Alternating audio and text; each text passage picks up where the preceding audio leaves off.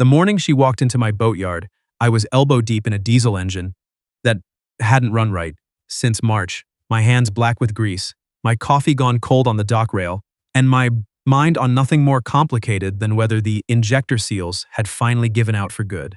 I had no idea that before sundown, a woman I had never spoken to in my life would say 4 words that would rearrange everything I thought I understood about the next 12 months.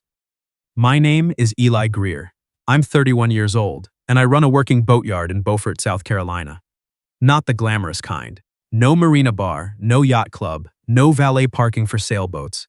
Just covered slips, a machine shop, a paint shed, and the kind of clients who care more about whether their hull is watertight than whether it photographs well. My grandfather started the place in 1974. My father ran it after him. I inherited it 6 years ago along with a hydraulic lift that needed replacing and a reputation that was older than I was. I liked both those things.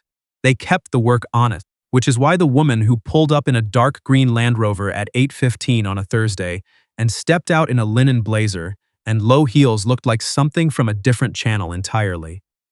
I noticed her because everyone on the dock noticed her, not because she was performing anything. The opposite, actually. She moved like she was used to being watched and had long since stopped caring about it.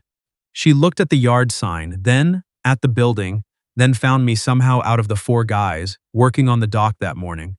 She walked straight toward me like I had been expecting her, which I absolutely had not. "Are you Eli Greer?" she asked. I was standing next to an engine block. I had a wrench in one hand and a shop rag in the other. "Yeah." She extended a hand without hesitating. "Isabel Kane." I knew the name. Anybody in the coastal lowcountry who paid attention to old money knew the Kane name. The family had built Kane Maritime Partners in the 40s, a company that started with 2 shrimping boats and eventually grew into a commercial shipping operation, a private ferry service to the Barrier Islands, and a fleet management contract with 3 different port authorities. It wasn't flashy the way tech money was flashy. It was the kind of old, deep-rooted wealth that didn't advertise itself because it didn't need to. I shook her hand. "What can I do for you?" She didn't answer right away.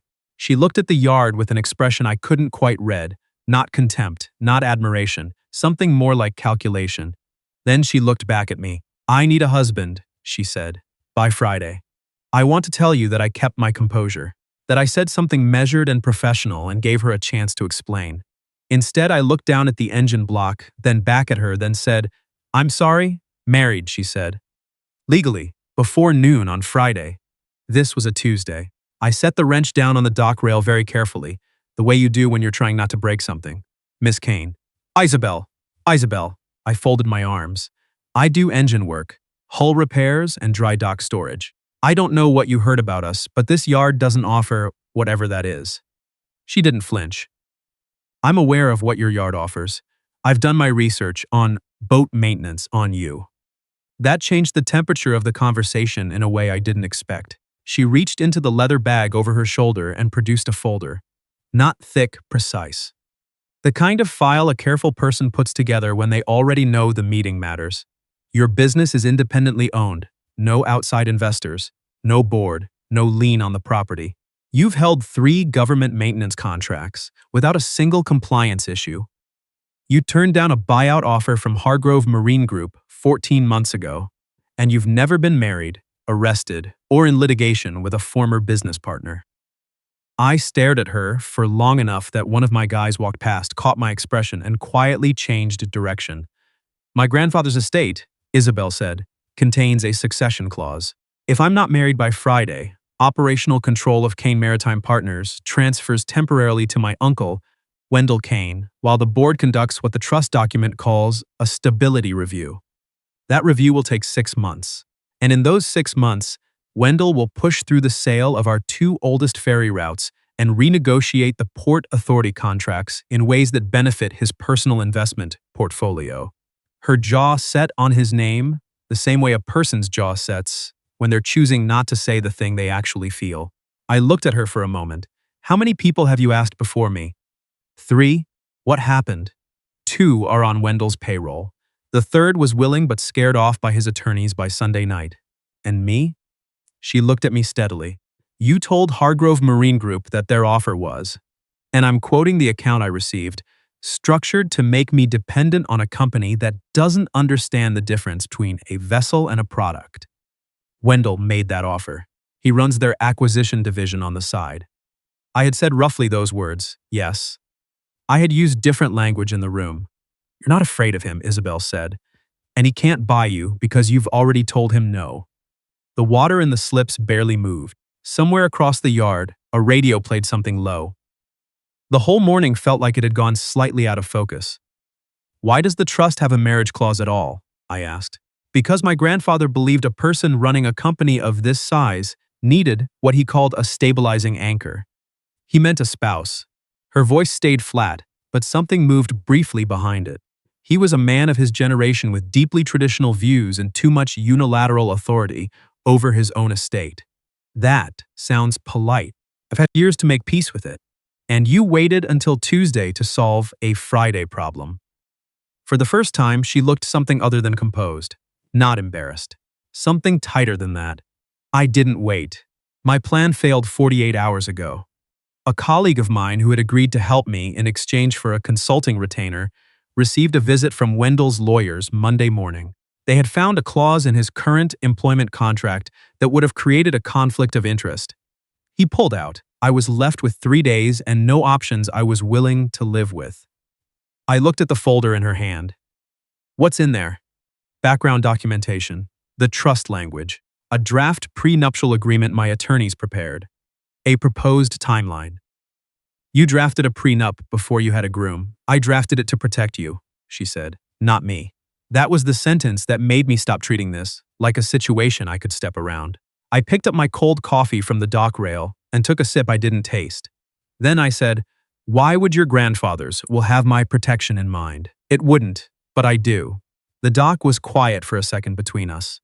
What happens to the ferry routes if Wendell sells them? I asked. She answered like she'd been waiting for that specific question. The Dafusky Island Run is the only direct service for about 200 year-round residents who don't have personal boats. The St. Helena route services 3 schools and a medical clinic. Wendell has a buyer lined up, a hospitality group out of Atlanta that wants to convert them to private charter services. Premium tourists only. I had taken the Dafusky Run twice last year to do repair consults. I knew the dockmaster by name. I knew there were people out there for whom that boat wasn't scenic. It was Tuesday morning. This is not my problem, I said. No, she agreed. It isn't. She didn't argue. She just stood there in the morning light, holding a folder that contained a prenuptial agreement drafted to protect a man she'd met 9 minutes ago. And somehow that restraint was the most convincing thing she could have done. I heard myself ask, what exactly would this look like? Isabel exhaled slowly, and I caught the edge of something she'd been holding back since she stepped out of that Land Rover. Civil ceremony Thursday afternoon. My attorney files the license immediately. Friday morning, I present the marriage certificate to the estate trustee before the board convenes. We attend as a couple. After the board confirms the succession clause is satisfied, we agree on terms for an arranged separation timeline, not less than 60 days, which is the minimum the trust language requires, 60 days, at minimum. We can extend if the board applies additional scrutiny. And your grandfather thought 60 days of marriage was enough to prove stability. My grandfather thought a lot of things that made sense to him and to no one else. She paused. I'm not asking you to believe in this. I'm asking whether you're the kind of person who can see something worth protecting and choose not to walk away from it. I looked past her at the water, at the boats in their slips, some of them boats I'd pulled from near sinking and put right again. At the yard my grandfather built and my father ran, and I'd kept running because some things were worth the inconvenience of caring about them. Then I said the question that had been sitting at the back of my mind since she said the word married. What do you actually need from me in that boardroom? Isabel didn't hesitate. To be someone Wendell can't rattle, to not look like a transaction, and to answer one question honestly if they ask it. What question? Whether you intend to remain in this marriage in good faith. I looked at her for a long moment.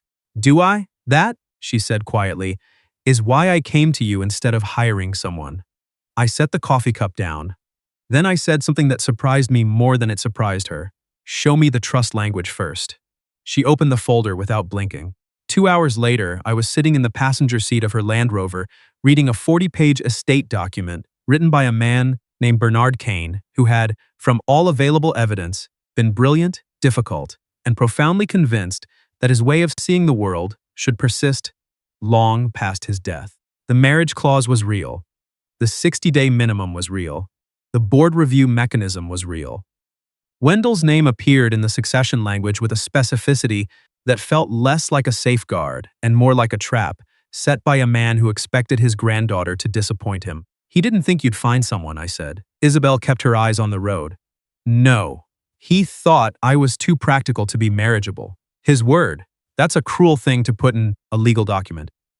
He didn't put it in the document. He said it to me directly at Christmas 4 years ago. The document just reflects the consequence he expected. I read the next page. You loved him anyway. She was quiet for long enough that I looked up. I loved the company he built, she finally said. I respected what he understood about boats and water and lasting things. The man himself was more complicated. That was the most honest thing she could have said. It told me more about who she was than the folder had. You should know, I said, that I have a crew of 6 people who work for me. If this becomes public, which your uncle will try to make it, those people are going to get asked questions at the gas station and the grocery store, and by their families at dinner. I need to know they're not going to be put in a position to lie for me. She glanced at me. What would you want them to say? The truth. That their boss made a decision he believed in and that it's not their business to explain. She nodded slowly. I can make sure the public narrative stays clean. That's not what I'm asking. I'm asking whether you can live with people in my world, knowing that this isn't conventional. Isabel considered that in a way that felt real, rather than performed. Yes, I'd rather have the people around us know the truth than spend 60 days pretending for strangers. I looked out the window at the marsh grass along the causeway. Then I said, all right. She didn't react the way I expected. No relief, no immediate pivot to logistics. She just said, thank you, quietly, like she meant it without needing to elaborate, and kept driving. My foreman, a man named Bud who had worked for my father before me and had seen approximately everything, took the news the way Bud took most news. With a long silence, followed by a single practical question. Does this affect the Friday haul-out on the Callaway boat? Cover it, I said. I'll explain everything when I can. He looked at Isabel, who was standing a respectful distance away by the machine shop, reading something on her phone. Then back at me. She seemed like trouble, or the kind of trouble worth having. I'll let you know in 60 days. Bud went back to work. I took that as his blessing. The civil ceremony was Thursday at 11. A courthouse room in Beaufort, with cream walls and fluorescent lighting, and a clerk named Patrice, who had clearly conducted about 400 of these and found each one equally mysterious. Isabel's attorney was there. Mine was a woman named Sandra Lee, whom I'd used for a contract dispute 2 years prior, and who had appeared that morning with 40 minutes' notice and her reading glasses on a chain, asking no questions I hadn't answered yet. We stood side by side. Isabel wore a navy dress she'd had in the car. I wore the clean Oxford shirt I kept in my truck for client meetings. When Patrice got to the rings, I realized we hadn't discussed it. Isabel's attorney started to say something about a placeholder. I reached into my jacket pocket and set a thin silver ring on the clerk's desk. Isabel looked at it, then at me. My mother's, I said. She left it to me when she passed. We can use it for today and return it after. Isabel looked at the ring for a long moment. Then she said very quietly, Are you certain? It'll be fine. She picked it up with a care that made something in my chest do something I filed away to think about later. When she placed it on my finger, her hands were steady, but she held on for just a half-second longer than she needed to. I noticed. I didn't say anything. The ring she'd brought for herself was a simple gold band her attorney produced from an envelope. When I put it on her finger, she looked up at me, and the expression on her face wasn't the one I'd expected. Not relief, not calculation, not composure. Something quieter than any of those things. Patrice said the words. We said yes, and by noon on Thursday, I was legally married to a woman I'd known for 47 hours. Friday morning, Isabel and I walked into the Kane Maritime Partners Board meeting together. The building was a renovated cotton warehouse on the Beaufort waterfront. Exposed brick, high ceilings, a long window wall looking over the river. Everything in it was old and deliberate, the way things are when an institution wants you to know it's been there longer than you have. Wendell Kane was already seated at the far end of the table. I recognized him from the meeting where his representative had made the Hargrove offer. He was in his 60s, silver-haired, with the particular confidence of a man who had spent his career watching other people underestimate him. He looked at Isabel when we walked in, then he looked at me. For one careful second, his face recalculated. Isabel set the marriage certificate, the license filing confirmation, and the relevant trust documents in front of the board chair, a compact woman in her 70s named Eugenia Marsh, who read each page without looking up at anyone. Wendell's attorney raised an objection about the timeline. Isabel's attorney answered it with 2 citations from the trust language. Wendell raised a secondary objection about the nature of the union. Isabel's attorney answered that too. Then Wendell looked at me directly and said, in a tone designed to be heard by the entire room, "I'd like to understand what my niece's new husband brings to this arrangement." The room went quiet in the way rooms do when everyone is pretending they aren't paying very close attention. I said, 30 years of maritime industry knowledge, a working relationship with 2 of the 3 port authorities Kane Maritime contracts with, and a pretty clear memory of the offer you made through Hargrove Group 14 months ago. Wendell's expression didn't break, but it shifted, the way a calculation shifts when a variable changes. "And what did Isabel promise you for your cooperation?" he asked. I looked at him for a moment. The same thing she gave me when I asked what I'd get if I helped her. Which was the truth. Every ugly detail, no lawyers softening the edges. I kept my voice level. "That's more than you offered." One of the board members, a man in his 50s who had been watching the exchange like he was keeping score, looked down at the table. I'm fairly sure he was hiding a smile. Eugenia Marsh set the documents down and said, "The succession clause is satisfied. Operational authority remains with Miss Kane." Wendell stood up with the controlled anger of a man who needed everyone to believe he'd expected this outcome. "This isn't finished," he said to the room. Isabel looked at him calmly. "It is for today." He left without shaking anyone's hand. Wealthy men who are used to choreographing their exits look very strange when they have to improvise one. After the room cleared, Isabel and I stood by the window overlooking the river. Neither of us spoke for a moment. Outside, a shrimp boat was making its way up the waterway. Slow and purposeful, its outriggers folded up like sleeping wings. "You didn't have to say what you said," she told me. "He asked what you gave me," I answered honestly. She turned to look at me. "You could have said nothing. He would have taken that as a yes." She was quiet. Then, "What do you want to do now?" I looked at the river. "I want to go back to my yard and find out whether Bud remembered to torque the prop shaft on slip 14. I paused. "But that's probably not what you're asking." "No," she said. "It's not." "Then I don't know. I've been married for about 19 hours. I haven't worked out what comes next." She almost smiled. "Neither have I. That's not a position I'm comfortable with." "I know." "How do you know?" "Because you drafted a prenuptial agreement before you had a groom," I said. "People who do that are not comfortable with uncertainty." She looked at me for a long moment. Then her phone buzzed. She read the screen and went still. "What?" I said. "Wendell." She turned the phone toward me. A message from her attorney. "Press inquiry received, source anonymous, questioning whether the marriage is genuine. Expect a photographer outside your building this evening." Isabel lowered the phone slowly. "He works fast. He had this ready in advance," I said. He was expecting to lose the board vote. This was always the next move. She looked at the window. "My apartment has a doorman and security cameras. If I go home tonight, every person who comes and goes gets photographed and cross-referenced." I thought about that for about 4 seconds. Then I said, "You already know what I'm going to say." She looked at me. "Do I?" "You need a husband by Friday. You've got one." I picked up my jacket from the back of the chair. "So pack what you need for a few days and tell your driver to bring the rest. You're staying at my place." She stared at me. "The alternative," I said, "is giving Wendell a week of photographs to work with. You want to hold what you protected today, you hold it all the way." Isabel looked at the table, then at the river, then at me, and then she said something that had nothing to do with attorneys or strategy. "Your house," she said. "Is it far from the water?" 3 minutes, I said. "You can hear the boats in the morning." Something crossed her face that I didn't have a word for yet. All right, she said. My house is a 1940s wooden cottage behind the boatyard, separated from the machine shop by a live oak I've been meaning to trim for 2 years. It's small.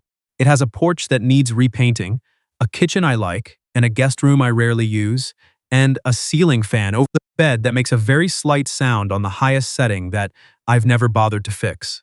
Because it doesn't bother me. It bothered Isabel from the first night. Is that normal? She asked from the hallway, referring to the sound. For that fan? Yes. Can it be fixed? Probably. Are you going to fix it?